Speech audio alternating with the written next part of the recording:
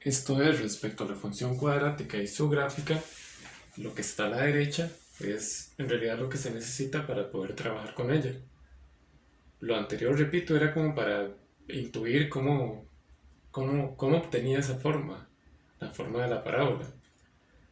Sin embargo, a la izquierda dejé ese ejemplo y dejé la gráfica para que veamos cómo se hace este análisis que está a la derecha, pero con ese ejemplo que ya previamente hicimos y que de hecho que ya habíamos graficado. O sea, nos debería quedar algo así. Aquí, primero que nada, eh, lo que uno analiza son ciertas cosas, empezando con la concavidad, ¿verdad? Si el A es positivo, es cóncavo hacia arriba, es como una carita feliz. Si el A es negativo, que iba sobre el menos, es como una carita triste, va para abajo. Por ejemplo, en este ejemplo que está acá dibujado, el caso general, sería A negativo porque va hacia abajo. Resulta que aquí se toman en cuenta las soluciones de la ecuación,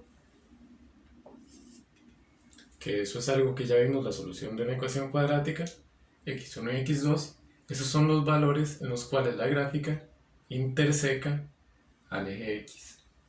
Es decir, las soluciones, ceros o raíces, en realidad son también las intersecciones en x, los puntos donde la función está en x.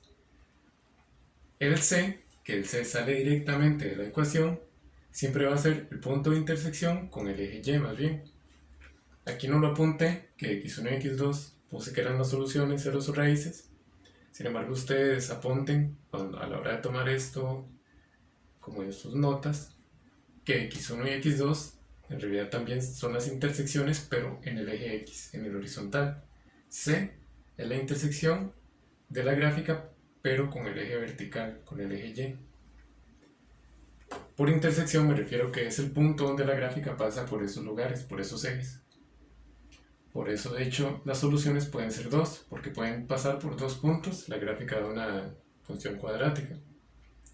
En y siempre va a pasar por un punto y es directamente el c, o dicho de una forma más exacta, bueno, una forma correcta, 0,c en realidad, porque la coordenada x va a ser 0 y la coordenada y siempre va a estar sobre el mismo c. Aquí solo hay un concepto nuevo y es el de vértice.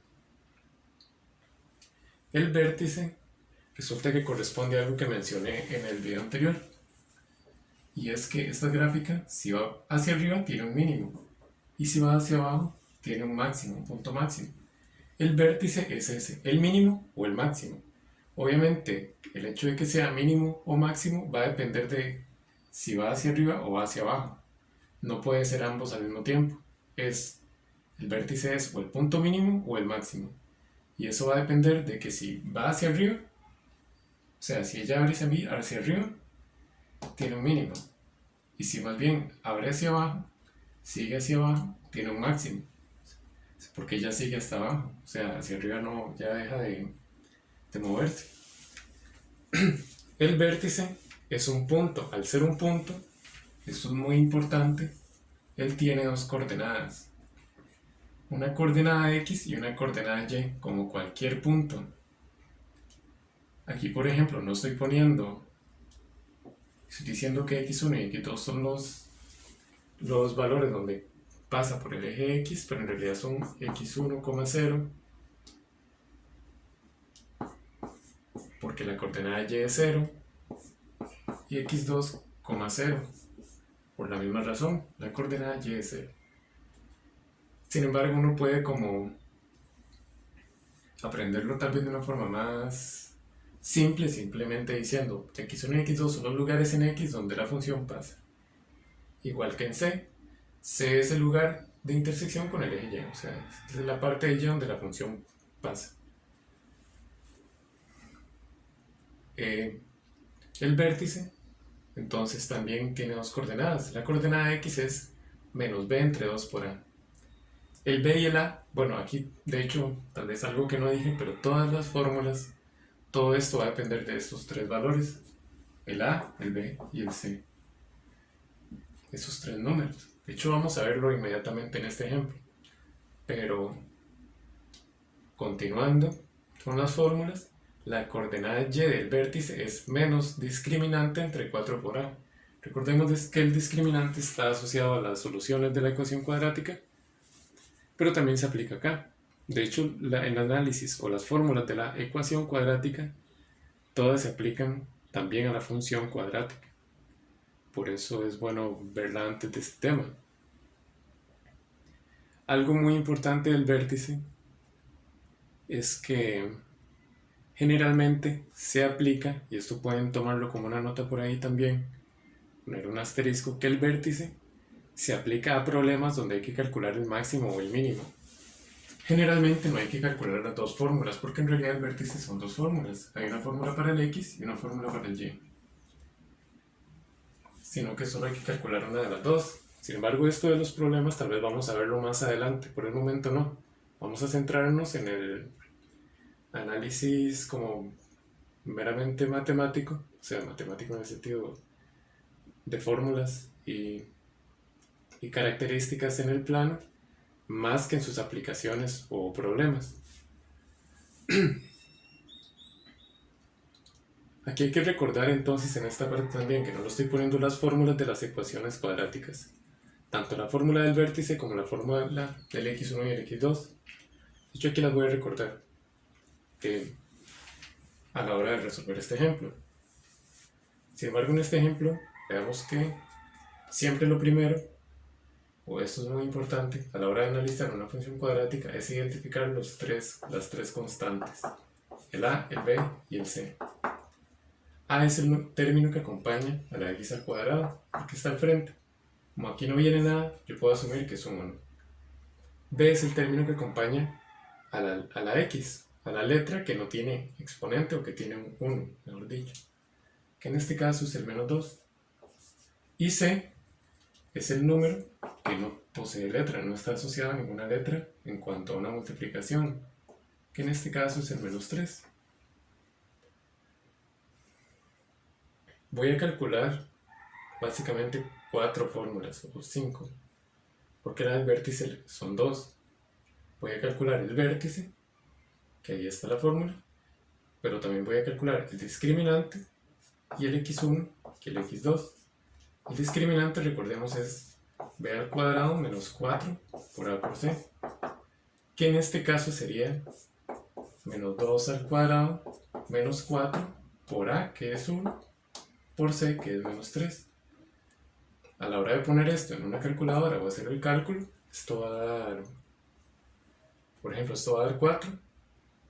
Aquí 4 por 1 es 4, y 4 por 3 12. Al haber 2 menos, va a ser menos menos más. Entonces va a ser 4 más 12, 16. Tal vez yo hice el cálculo así mentalmente y ustedes, bueno, algunas personas se pueden sentir un poco confundidas por la costumbre de usar calculadora. Ustedes pueden usar calculadora. De hecho, les recomiendo que se acostumbren a usar calculadora porque en el examen se permite. Eso sí, no científica. Igual si se les complica mucho, pueden usar una científica para verificar el resultado, que lo estén haciendo bien.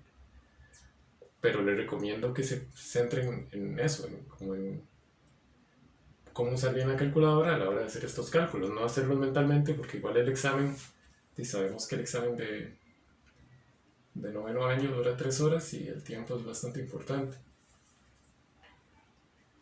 Es decir, el discriminante en este caso me da 16. Ahora el x1 y el x2, recordemos que son menos b más raíz del discriminante entre 2 por a. Y la otra es la misma fórmula, solo que con un menos antes de la raíz.